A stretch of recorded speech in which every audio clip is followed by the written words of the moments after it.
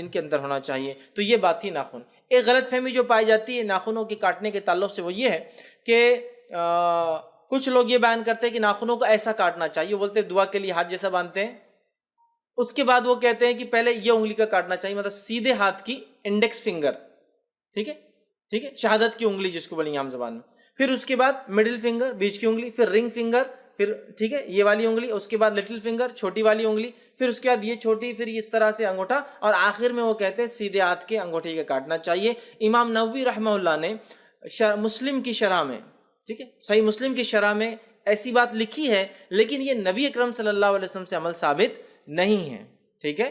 تو لہٰذا میں یہ کہوں گا نبی اکرم صلی اللہ علیہ وسلم کا معمول یہ تھا, آپ سیدھے سے الٹے کی طرف سارے ہی کام کرتے.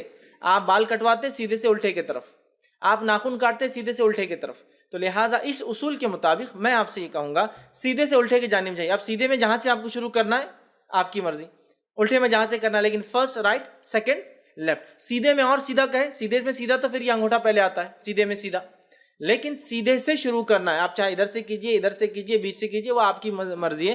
سیدھے سے الٹے کی طرف, مطلب پہلے سیدھے ہاتھ کے پھر الٹے ہاتھ کے.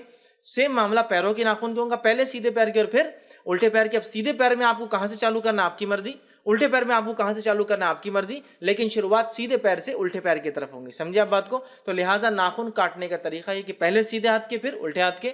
اسی طرح پیروں میں پہلے سیدھے پیر کے پھر الٹے پیر کے. اس میں آپ کہاں سے شروع کریں گے اس کے تعلق سے کوئی صحیح روایت نہیں ملتی کہ اس انگلی سے کہاں سے, یا پیر میں اگر ہو تو کیا چھوٹی انگلی سے, چونکہ پیر میں چھوٹی انگلی پہلے آتی, ہاتھ میں انگوٹھا پہلے آتا ہے, ٹھیک ہے.